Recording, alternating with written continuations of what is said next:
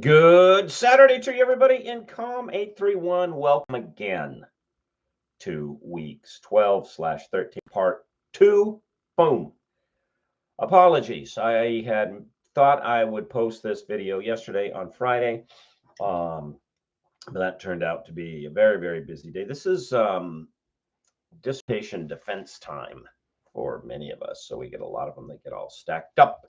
But I am here now for the second part. That is, we're going to cover the material that we did back in week 12 and talk a little bit about how we're going to close the semester. But first, good outfit, these guys, Black Rifle Coffee. And the coffee's not bad either.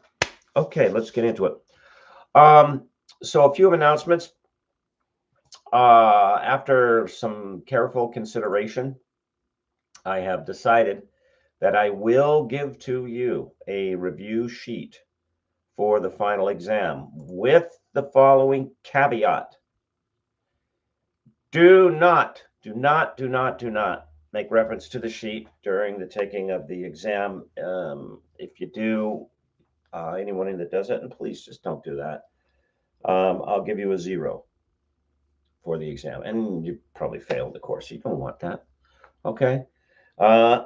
So what the review sheet will cover, I'm not going to give you specific questions, obviously, but what I will do is give you areas and items to focus on from each of the readings that we've covered.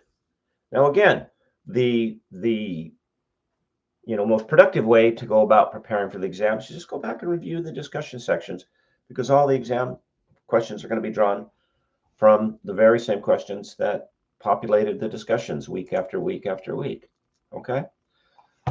So this will help you hone in a little bit on the exam, but it should not be used during the exam. All right, I will supply that sheet to you by December 1st.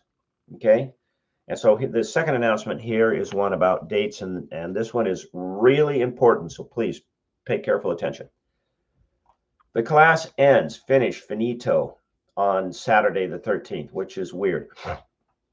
Your papers are due, that is part 2 connected to part 1 to create the final paper, on the 8th.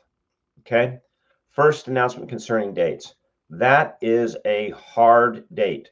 I cannot accept papers after the 8th of December. So in whatever form you have the paper, turn it in. All right. If the paper's late, it's gonna make me right there a grouchy bear. Right? Don't make me a grouchy bear. All right. Help me be a happy bear. Be sure that those papers are in by December 8th. And then I'm going to open up the exam. I will probably open it up on the morning of the 10th, December 10th, and I will close it on the 11th. Close of the 11th. You have to take it within that window. All right, because I need to have all of the stuff graded and in the can by the 12th, by close of business on the 12th, because things are over by 13th, and then we get a lot of pressure to get the grades in. Okay, so I need to turn final grades around and get those in. All of that notwithstanding, excuse me, I have an obligation after the close of the semester that I need to attend to, and I'm really not allowed to accept work beyond the close of the semester. All right, so December 8th for those papers, that's the drop dead date. Okay, exam will open up on the 10th and be closed on the 11th. Okay, that's the second thing. Third thing, I will give you a review sheet by the week of December 1st. So that gives you a whole week to review the materials, because what I would like you to do is to have reviewed the discussion questions, as we've gone along, as I've encouraged you, and then just use the review sheet as sort of a brush up, a checkup. Say, all right, am I ready? Yeah, I may look through this, and you go, okay, yeah, I could answer a question about that, or I could talk about this, and you're all good to go. Okay. All right. Let's take a look at week 11, because last week we yoink, we hopped back to week 12, and we skipped the review for week 11. So let's do that now. Okay, so I gave you some of my research to read, not because I want you to read my stuff.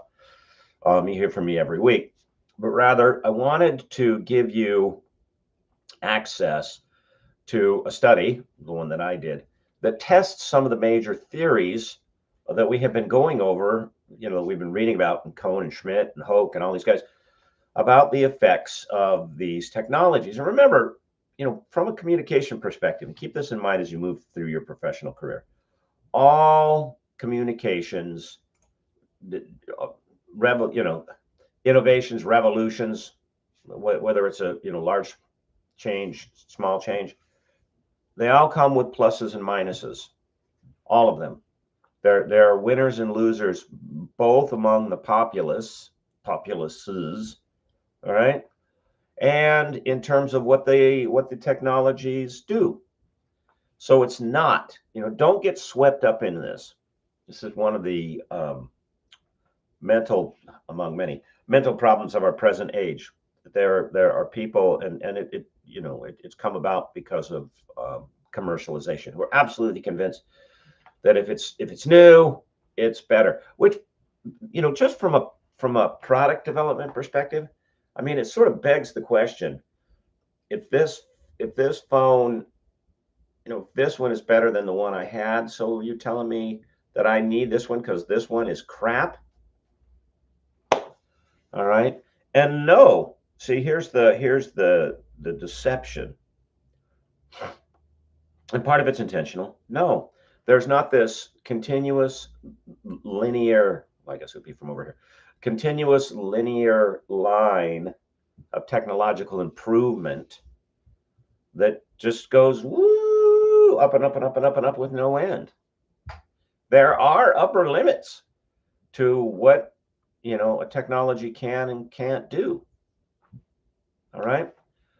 So, as you read guys like Schmidt and Cohn and Hoke and others, and you read about all of the upsides of the technology, one of the things that I found as a reader and a researcher was there was little in the way of the discussion of well, what are some of the downsides? Are there any?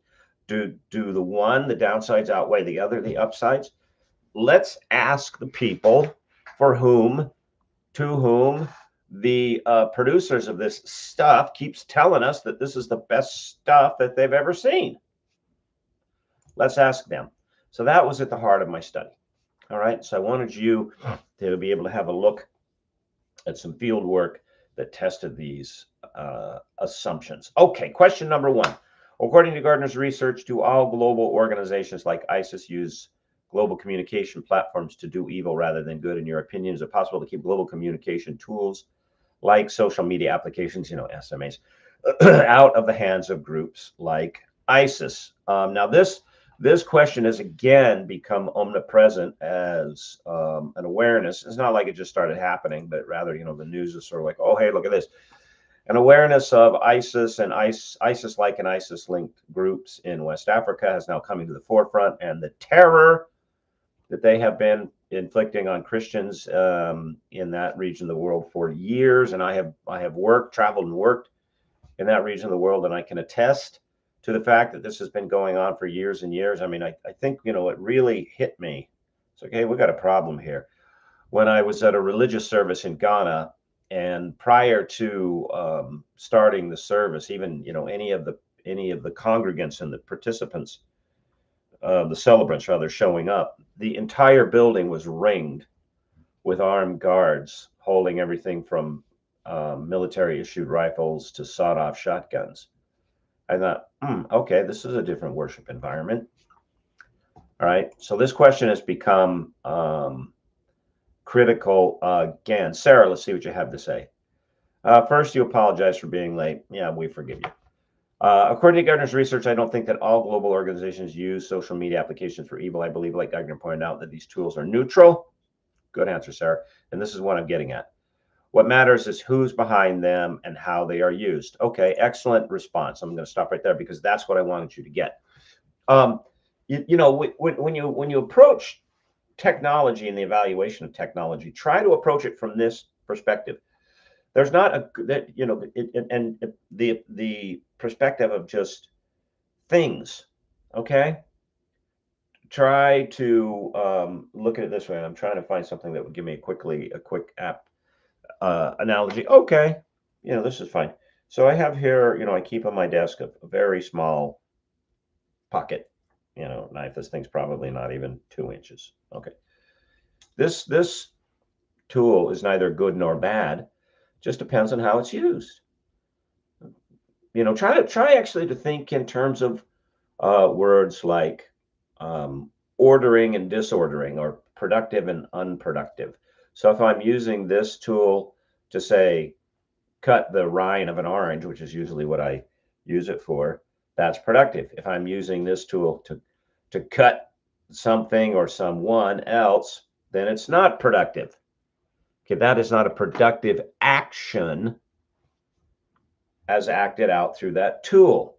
Or the old analogy is that, you know, fire is neither a good thing or a bad thing. It's just a thing. What makes it organizing productive or disorganizing unproductive is how it's used. You need to keep warm. Okay? Fire in the fireplace, that will keep you warm, productive. Fire on the living room floor, that will keep you warm. Not productive. Disordering, disordering. All right, so excellent answer. That's what I want you to get at when you think about technology tools. Okay, question number 2. According to Gardner, do Christians in the Middle East need much more research attention? Do you agree or disagree with his assertion, or this assertion, I think is what I said. Emily, Gardner's research suggests that Christians are the most persecuted worldwide, at least at the time of Gardner's writing.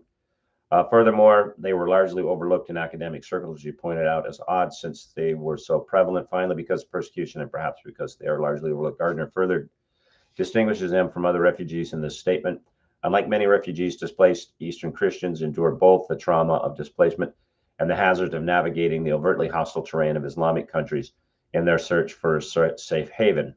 I do agree with this assertion because more research attention, such as this dissertation and its call for action, could bring real help to real people in real danger. Okay, yeah. And again, back to the present day. Thank you, Emily. That's exactly what I'm getting at. Back to the present day. See, because here's the problem. I mean, first, obviously, the problem is persecuting anyone for their religious belief. And I am an unapologetic Catholic Christian, all right? But I will stand for the right of anyone to peacefully practice their religion without persecution. I live in a town in which, you know, every single July, we have an event, a run, something like a 5K, so, you know, it's no big deal, for freedom of religion. And now it's organized and sponsored by a coalition of Mormon churches that exist. I think there are 3 or 4 of them that exist in my town. But the call for participation goes out to everybody. So people that participate in this event, in this run, we all come together, and there are a couple of speeches, and we talk about the blessing of religious freedom. They are Baptists, there are Mormons, there are Catholics, there are Muslims. We have a mosque in the town in which I live. There are people from the synagogue.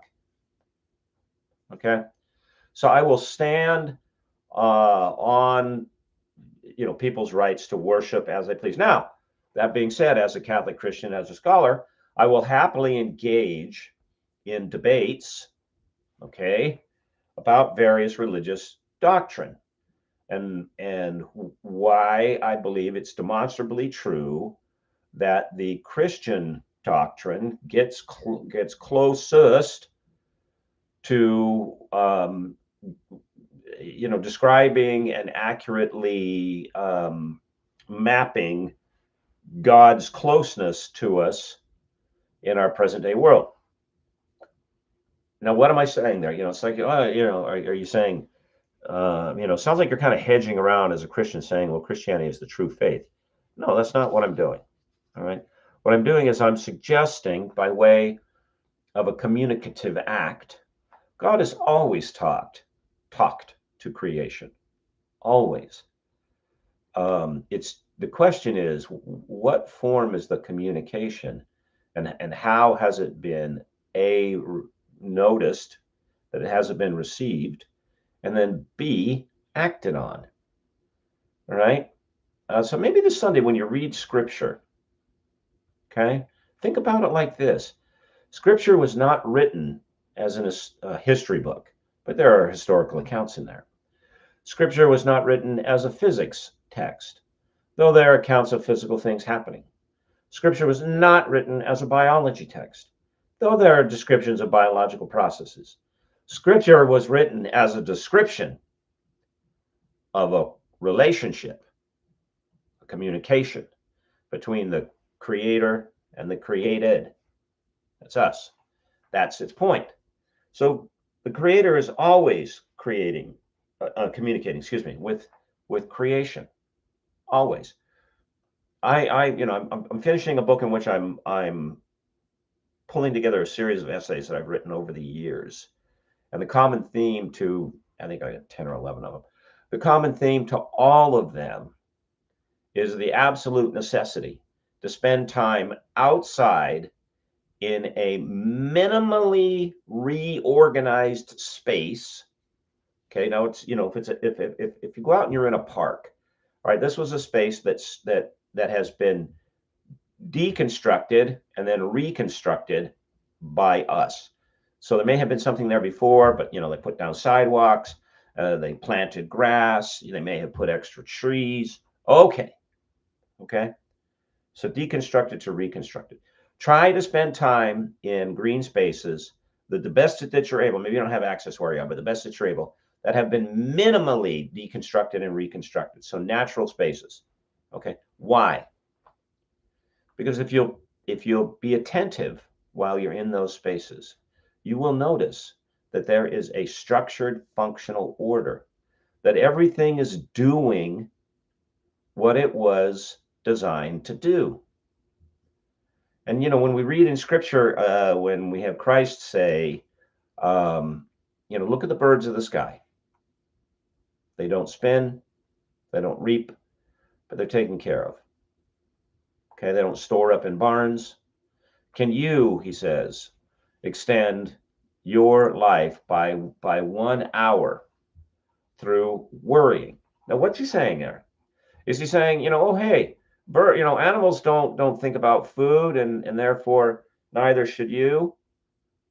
No, not at all. Because if that were the case, what you find a little bit further in the Gospel of Matthew about those who will be put on the left and the right, that is, those who will be condemned and those who will be saved, that would make absolutely no sense. Okay? What he's saying is, look at the birds. What do? They do bird things. That is, they do what they were designed to do. They act in accordance with the will of God. If you want to be content, do the same thing. Discern God's will. What are you here for? This transcends everything we're doing in here. This is the big question. What are you here for? All right. Are you giving yourself over to the answer to that question? Or are you insisting on your own will? I mean, note carefully, again, when you go out into these natural spaces, acorns do not identify as apples. Birds do not insist that you give them a certain pronoun and address them as fish. They do what they're designed to do. So if you spend time mindfully in natural spaces, you will see that this too is a communication from the creator to you, the created. All right. So it's really about communication. It's not about, um, you know, this faith as opposed to that faith. The question is how it is, have we been receiving the communication, and have we been responding? When we create false prophets, that is an inappropriate response to the communication. When we create false idols, that is things we worship instead of worshiping God, that is a, an ill response, a missed response to the communication. All right.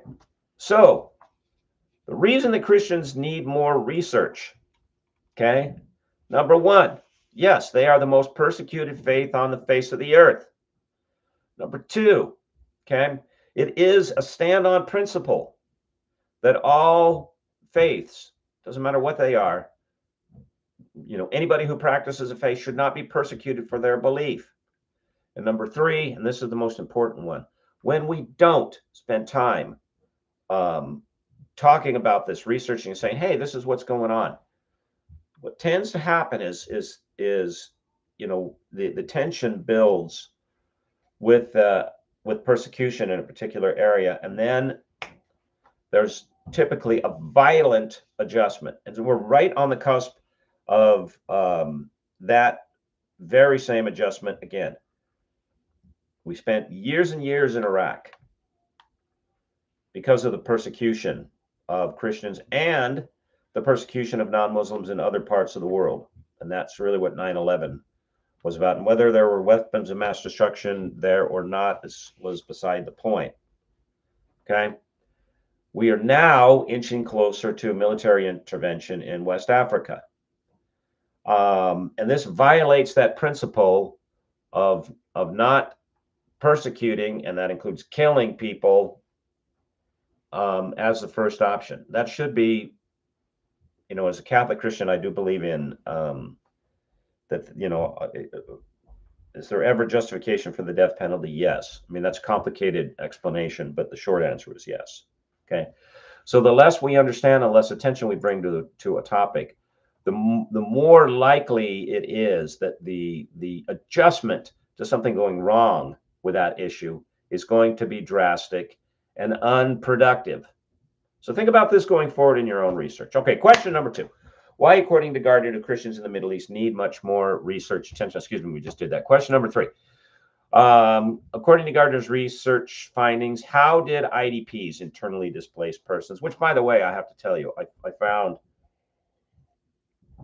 to be the most ironic of labels. This is something that the UN cooked up. And I can tell you from working with them for years, they were internally displaced, all right. You talk about having their gyroscope of who they were completely knocked off center. How did IDPs in Northern Iraq feel when using social media application? Did the internally displaced persons see social media applications as a useful tool to resolve their displacement? Because this is the test of Schmidt and Cohen's promotion of just all good things come from social media applications. Cynthia, what'd you say? According to research findings, the IDP saw social media as a useful tool for emotional support, but not for change. The tool was useful in helping them stay connected to their family, and they felt happy when receiving encouragement from the loved ones. Additionally, the tool served as a distraction when bored. However, the tool was not useful for advocacy or change. It did not resolve their displacement. The author highlighted that the research has shown that there was not a significant association between the increased social media use and increased belief that it could be used to make people aware of their issues. Exactly. And it was interesting when I asked them this question. And I talked to thousands of people, okay, in this study. When I asked them this question, overwhelmingly, their first response to me was one of puzzlement. When I asked, well, do you believe that this application, social media application, this tool can be used to get you out of here? And they sort of looked at me. It was almost like I asked them, do you believe, or how is it that you can catch a fish with a hammer? And they were like, what? What? It made no sense to them. So no, it was not going to solve their most pressing problem. And here was the sad thing, the very sad thing about this study. The reason for that was, they told me they were posting pictures of their situation, of their plight.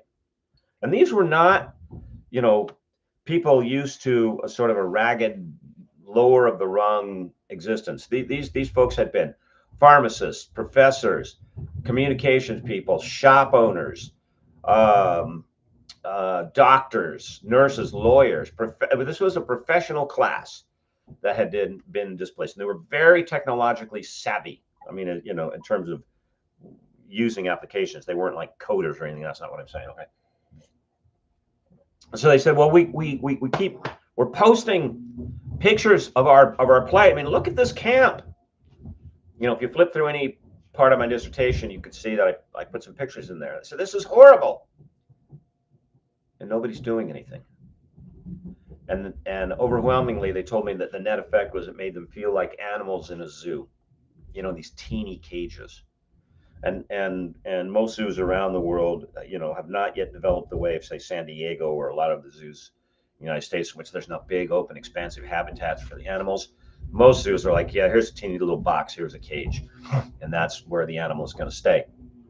And what they didn't realize is algorithms. They were posting the material, but the material was not being pushed up for public view. Why? Because it doesn't make money.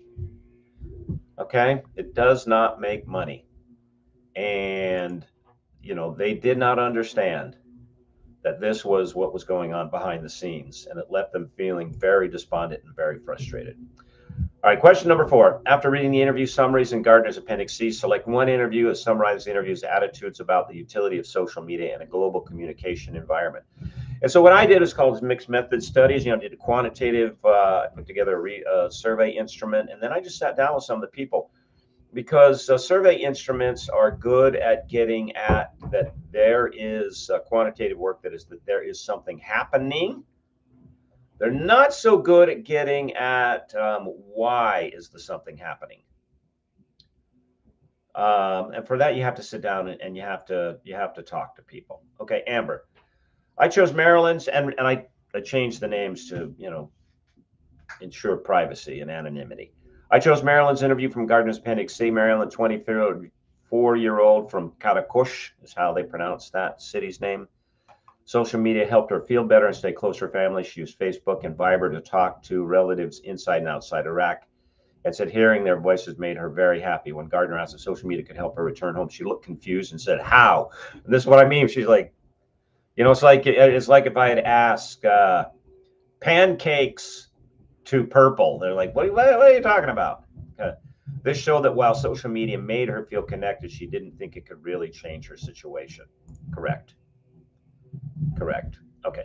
I don't, I'm likely not going to draw a question from an exam question from that, because this was designed to get you to look at what a mixed method study does and how it operates, just to give you that information. That is, you establish that there is a what going on through the quantitative instrument, and then to get to the, well, why is this going on?